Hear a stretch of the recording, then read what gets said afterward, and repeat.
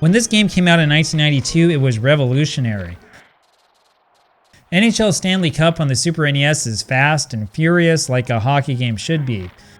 Except this game really feels like a 3D game. And that includes this stupid camera that goes around and around in circles.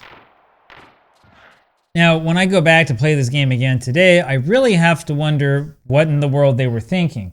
The problem here is obvious. The problem is that the camera just keeps like moving all over the place, right? You've got no actual frame of reference anywhere, and it's really, really disorienting.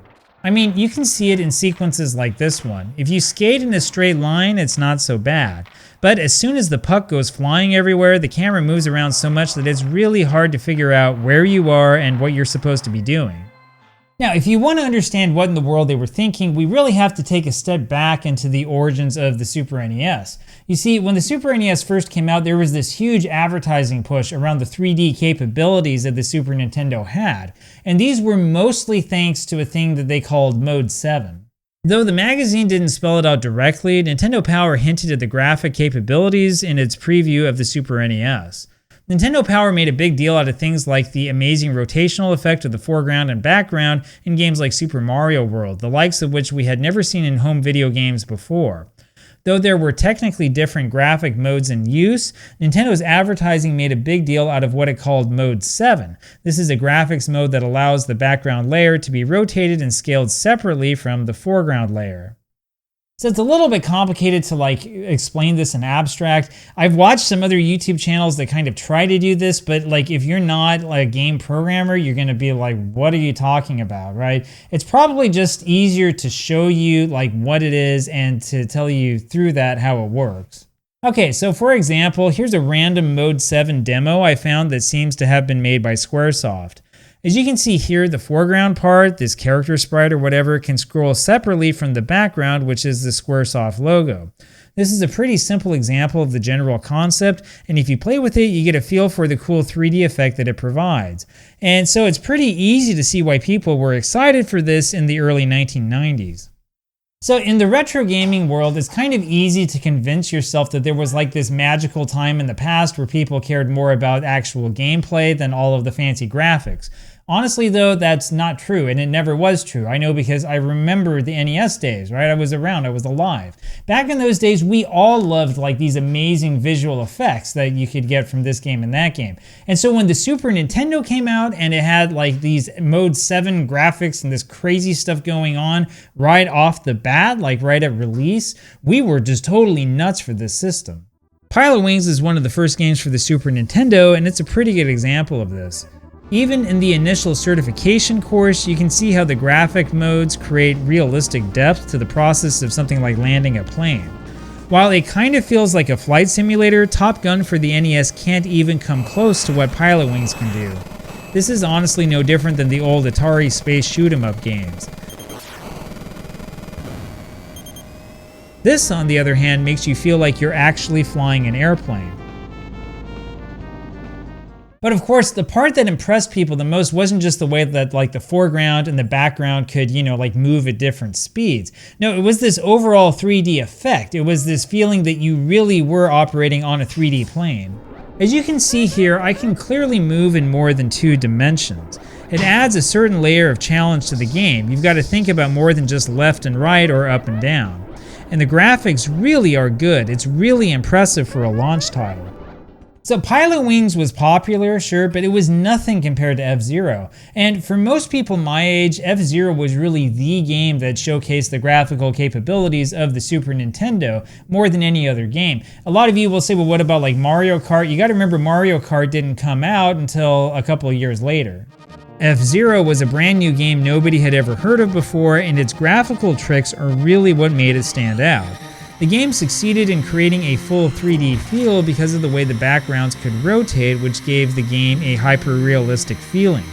Of course, once you realize that this is just a background trick, the magic does kind of wear off, but there's still a reason why F-Zero is still so popular to this day. Now, one thing you need to remember is that not all Super Nintendo games were programmed equally well. So you've got like Super Mario World, Pilot Wings F-Zero, Super Castlevania. Early games like this made excellent use of the hardware and had this really well-developed feel to them. And I think Nintendo was kind of helping a little bit in the background to make sure that they wouldn't totally suck. But then there were other third-party games that were little more than just ports of NES games. Okay, for example, take this game, WWF Super WrestleMania. Well, you do wrestling moves. I'm not honestly sure which button is supposed to do what. When your opponent has no more life left, then you pin him. 1, 2, 3. And then you either have a rematch or you just start over. Yeah, they didn't exactly have to think very hard to come up with that idea. There's no like continuing, there's no story mode. It's just one match and then you do the rematch or you start the whole thing over. It's like the fastest wrestling game that was ever created. I beat the opponent in like a minute and a half, right? There are only 8 wrestlers total. Now, I really mean it when I say that this was just a port of an NES game. In fact, I'll show you. WWF WrestleMania on the NES is the exact same concept. The only difference is that the Super Nintendo version has better graphics. Now look at this part. The NES WWF WrestleMania was created by a company you've probably heard of called Acclaim. Super WrestleMania was created by LJN, no surprise there. But the interesting part is down here. The Super WrestleMania game was actually developed by a company headquartered in Salt Lake City called Sculptured Software. Now, by 1991, LJN was actually a subsidiary of Acclaim. In other words, this is an Acclaim game, just like how the old NES game was an Acclaim game. And although Rare developed that really crappy NES WrestleMania game, Sculptured Software also worked with Acclaim to develop other NES games. For example, WWF WrestleMania Steel Cage Challenge was published by LJN, but developed by Sculptured Software sometime in 1992. Sculptured Software is also responsible for ridiculous games like Daydreamin' Davy, and also Roger Clemens' MVP Baseball on the NES, which has got to be one of the worst sports video games of all time. Now, the reason why I bring all of this up is to show you that Sculptured Software had a reputation for putting out a bunch of crap. So when you hear the angry video game nerd go off on LJN games, he's actually talking about the companies that programmed the LJN games. Usually they were not developed by LJN, but they were farmed out to other contractors. Those would be companies like Sculptured Software. LJN and Acclaim never really worked on any of their own games, right? They would just find whatever company they could that would take on the ridiculous project for as little money as possible. Anyway, Sculptured Software started messing around with Mode 7 at some point in 1992, and the result was absolute insanity. This game right here, NCAA Basketball, was Sculptured Software's big experiment. The game was officially published by Nintendo, but it was actually created by Sculptured Software. The game uses Mode 7 technology to try to create a 3D-esque basketball experience. Now, I don't know how you feel about looking at this, but it makes me feel completely disoriented. And the reason is because they just went nuts with the Mode 7. I mean, all about the Mode 7, all over the place. You can't get away from it in these games. So instead of using the technology to try to make a 2D game with some 3D effects, which is what everyone else did, they tried to make something that felt like it was full-blown 3D. Now, that is an ambitious idea, sure. But the problem is that the camera angle winds up moving around so much that it really disorients you. Now, if you look closely enough, you'll realize that it's not really a full 3D game. Instead, the game uses the Mode 7 background effects to give you a general 3D feel. The foreground doesn't change, you always face the same way. The background keeps rotating, and it's this effect that makes me feel dizzy. And of course, there's no crowd or anything like that, it's just this bizarre blue. I mean, I guess the cool thing here is that you actually are moving around on a three-dimensional plane. It's sort of like what we just saw with Pilot Wings. Except the problem here is that there's really no frame of reference. Everything is just spinning around and moving everywhere. Anyway, instead of discouraging this idea like they should have, Nintendo actually encouraged this kind of game. And that's the reason why we got NHL Stanley Cup. It's harder to see here because the screen shakes a lot more.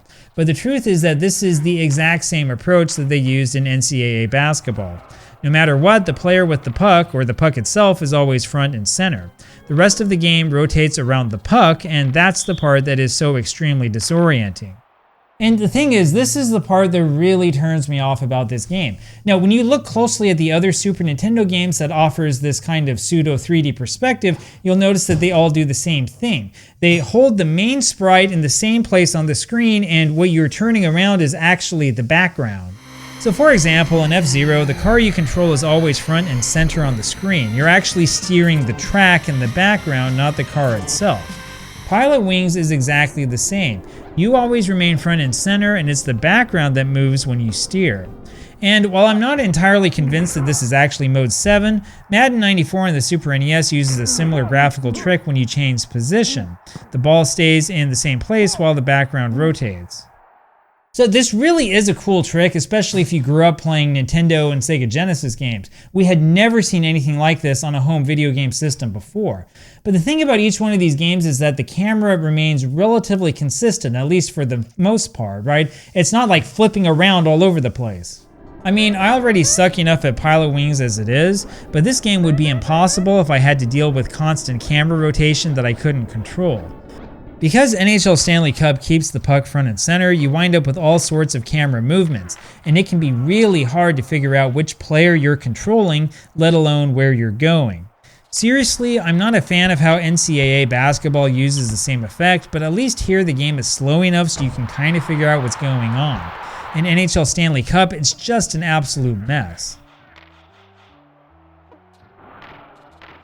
And I honestly have to think that this is the reason why this game is not better known. It was kind of a cute idea to base the entire game on Mode 7. I mean, that's sure, right? I'll give them that. But did they ever have people, like playtest the game? I mean, it's really not all that much fun to spend 20 minutes or more playing a game like this. And although NHL Stanley Cup had the impressive 3D graphics, NHLPA 93 is simply an easier game to play, and it's a lot more fun too.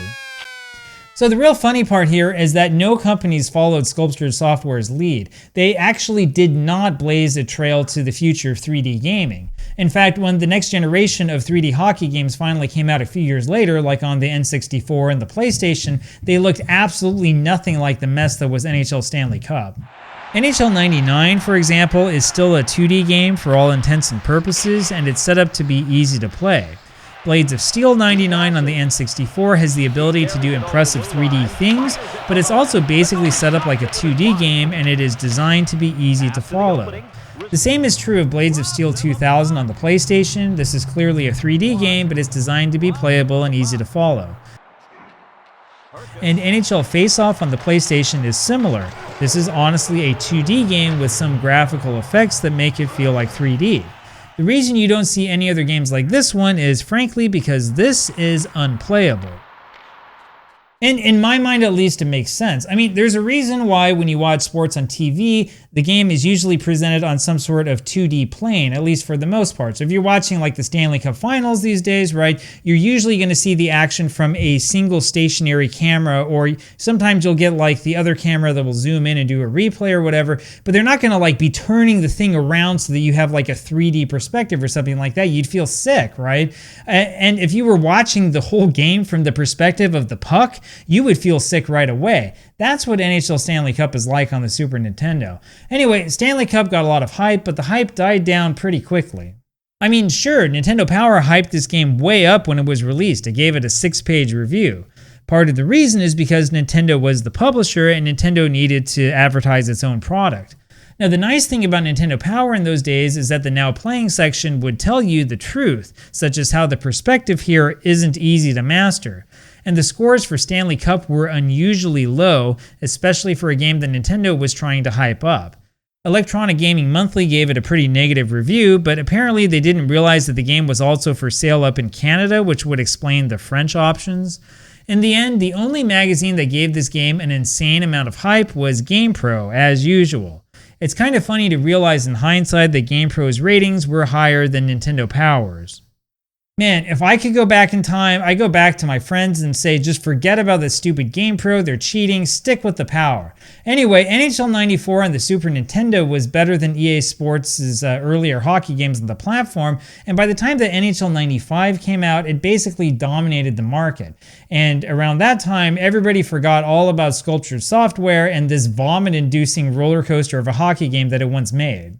Sculptured Software went on to bigger and better things, such as programming the Super Nintendo port of Mortal Kombat 3. This actually is not an awful port. Sculptured Software also programmed the forgotten classic Looney Tunes B-Ball. This game is also fun, even though I barely know what I'm doing.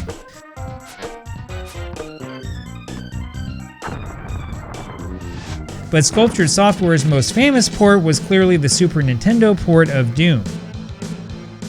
Yeah, that's right, they even figured out how to port Doom over to the Super NES. Well, sort of. I mean, there's no like menu screen, you just like jump straight into the game, even if you don't push start. So I was playing it and I didn't push anything, and next thing I knew, the game had started, right? It's kind of weird. The polygons are really hard to make out from a distance, which is a problem since, you know, it's Doom. And the movement is anything but smooth. And if you shoot those like toxic waste barrels and they blow up, it doesn't show you like how far out the damage goes. So anyway, they did it, but it kind of sucks. Actually, Sculptured Software did a lot better with this game since they figured out a way to keep the first-person swaying motion intact. But the other thing you need to know is that this game does not actually use Mode 7. Instead, this game uses this baby right here, the Super FX chip, which really made the Super Nintendo capable of a lot of impressive graphics. So there's actually been a lot of confusion in the retro gaming community about which games actually use Mode 7 and which games are using different effects. Anyway, the thing is that Doom on the Super Nintendo, while it's not exactly a great game, it is easier to follow and easier to play than NHL Stanley Cup. There are only about like 2.5 years between when both of these games came out, but when you sit down and play them, it feels like they're a lifetime apart. Not long after Doom came out, Sculptured Software was acquired directly by Acclaim. The studio's name eventually changed to Acclaim Studios Salt Lake City. However, the only games I've seen credited to that Acclaim Studio Salt Lake City have been junky wrestling games for the N64. And so Sculptured Software was eaten up by Acclaim just like so many other companies. I still don't think NHL Stanley Cup is a great game, but it does make me wonder what this studio could have done if Acclaim had never stepped in. And like I said before, Acclaim was really just an outgrowth of the cancer that was LJN. So anyway, there you go. There's NHL Stanley Cup on the Super Nintendo for you. I mean, I guess the game's not a complete disaster, though honestly, I don't think I'm ever going to play this game again. There are just too many hockey games out there that, you know, are actually good.